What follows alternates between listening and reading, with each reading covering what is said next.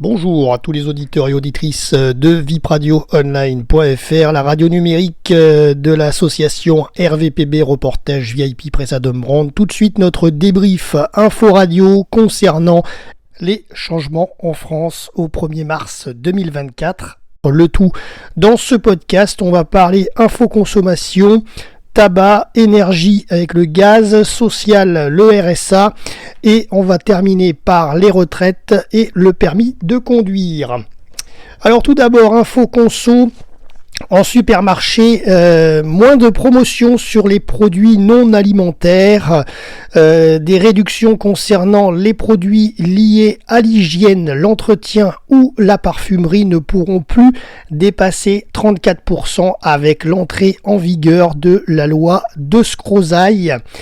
Elle vise à, je cite entre guillemets, corriger le déséquilibre des relations commerciales qu'il peut exister entre fournisseurs et distributeurs, je ferme les guillemets, indique le gouvernement.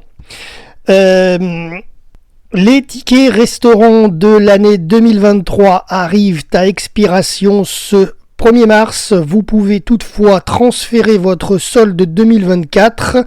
Si vous possédez une carte dématérialisée de titre restaurant, vous n'avez rien à faire, c'est automatique. Et pour les titres papier, votre employeur a jusqu'au 31 mars pour retourner ceux de l'année 2023 si vous en aviez en stock et les échanger contre de nouveaux titres restaurants. La hausse du prix du tabac. Après une hausse au 1er janvier 2024, le prix des paquets de cigarettes augmente à nouveau ce 1er mars. Les tarifs vont prendre entre 10 centimes et 1 euro selon les paquets, notamment les Lucky Strike, les Rothmans, les Vogue, les Pall Malls et les Winfield concernés.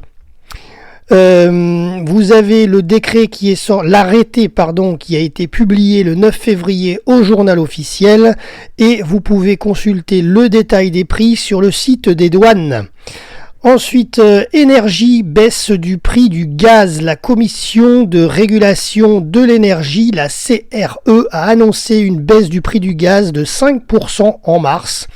Les fournisseurs devraient maintenant appliquer cette baisse. La CRE, donc la Commission de régulation de l'énergie, recommande un tarif de 0,09291 € TTC pour le chauffage au gaz et de 0,11585 € TTC pour l'eau chaude et la cuisson. Social. Le nombre de départements où l'obtention du revenu de solidarité active sera conditionné à 15 heures d'activité va passer de 18 départements, comme c'était le cas en test depuis 2023. Ça va passer à 47 départements avant la généralisation de cette obligation qui est prévue en 2025. Le montant mensuel du RSA qui est versé par les caisses d'allocation familiale est de 607,75 € par mois pour une personne seule et 911,63 € pour un couple sans enfants. Fin du chèque énergie, il a été versé le 21 avril 2023 à 5,6 millions de foyers pour les aider à payer leurs factures d'électricité et de gaz et il expire ce chèque énergie le 31 mars 2024, donc ce mois-ci. Je cite, un nouveau chèque énergie pour le reste de l'année 2024 sera prochainement envoyé par courrier aux ménages concernés afin de faire face à la hausse des prix de l'énergie, je ferme les guillemets, a rappelé le site du gouvernement. Voilà. On passe aux retraites et notamment les complémentaires. Alors, le seuil de revenu qui conditionne le prélèvement de la CSG, la contribution sociale généralisée, a évolué à la hausse en 2024. La complémentaire, donc Agirc-Arrco, est désormais soumise aux prélèvements sociaux obligatoires.